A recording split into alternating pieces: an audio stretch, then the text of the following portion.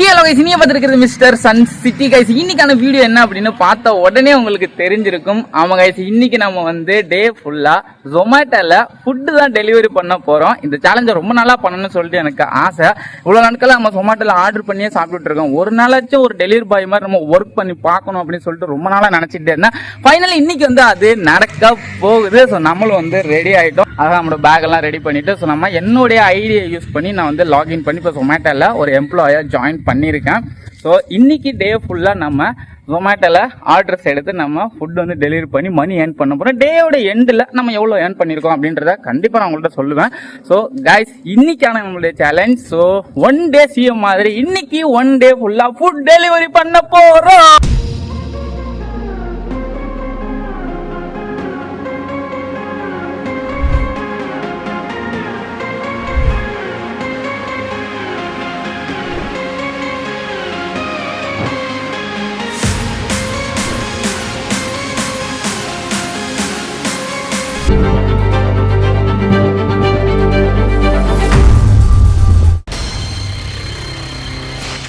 நமக்கு first order வந்து கிடைச்சிருச்சு. இப்போ அங்கே தான் போக போகிறோம். நம்ம வாங்க போய் பார்க்கலாம்.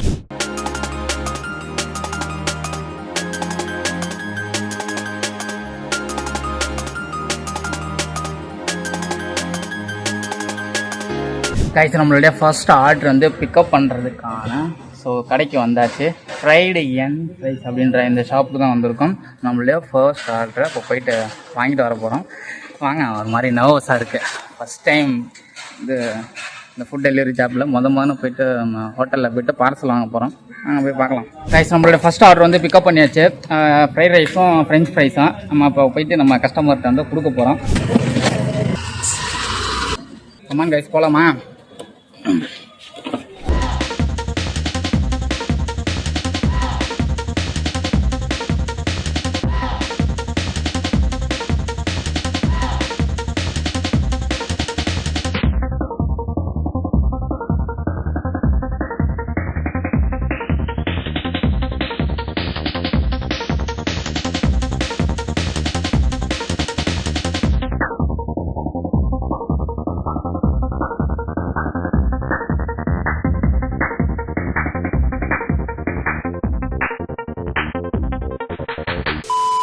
கைஸ், நம்மளோட ஃபஸ்ட் ஆர்டர் வந்து சக்ஸஸ்ஃபுல்லாக கம்ப்ளீட் பண்ணியாச்சு. நம்ம ஃபஸ்ட் ஆர்டருக்கு எவ்வளோ அமௌண்ட் கிடச்சிருக்கு அப்படின்னா 50 ரூபா வந்து கிடச்சிருக்கு. ஸோ 7 கிலோமீட்டர் ட்ராவல் பண்ணி வந்து நம்ம டெலிவரி பண்ணியிருக்கோம். டெலிவரி பண்ண அடுத்த உடனே செகண்ட் ஆர்டர் வந்துருச்சு. வாங்க, இதையும் போயிட்டு பிக்கப் பண்ணி டெலிவரி பண்ணிடுவோம். கைஸ், ரெண்டாவது ஆர்டர் பிக்கப் பண்ணியாச்சு. இப்போ நம்ம போய் டெலிவரி பண்ண போகிறோம்.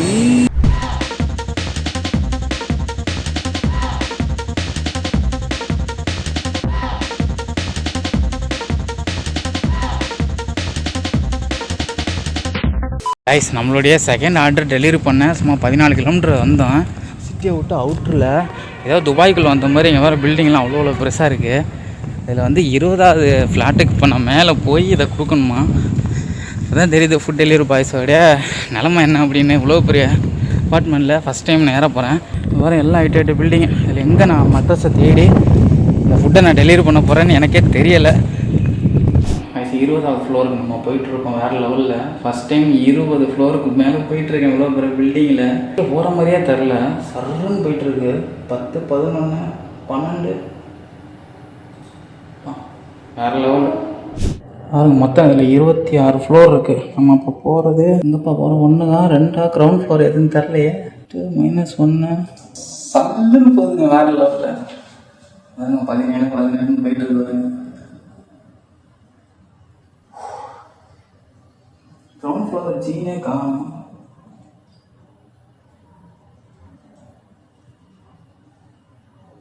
பத்தே இப்போதான் வந்திருக்கு.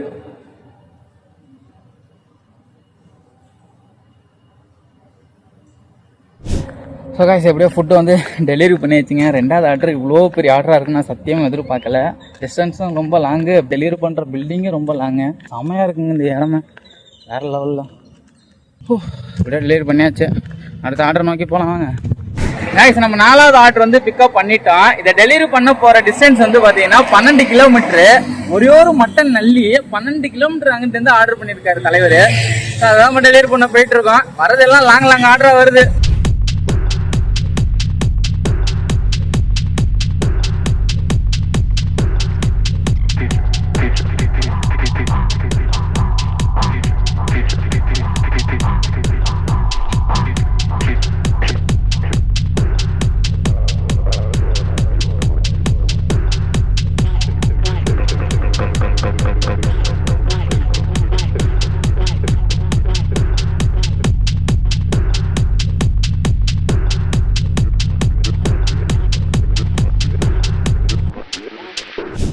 much later. Guys lunch time வந்துருச்சு. மணி இப்போ 2 மணி ஆயிடுச்சு. இதுக்கப்புறம் ஃபுட்டு டெலிவரி பண்ணணும் அப்படின்னா நம்ம ஃபுட்டு எடுத்துக்கிட்டா தான் இதுக்கப்புறம் ஃபுட்டு டெலிவரி பண்ண முடியும். நம்ம வந்து பிரியாணி வந்து சாப்பிட்டுட்டு இருக்கோம்.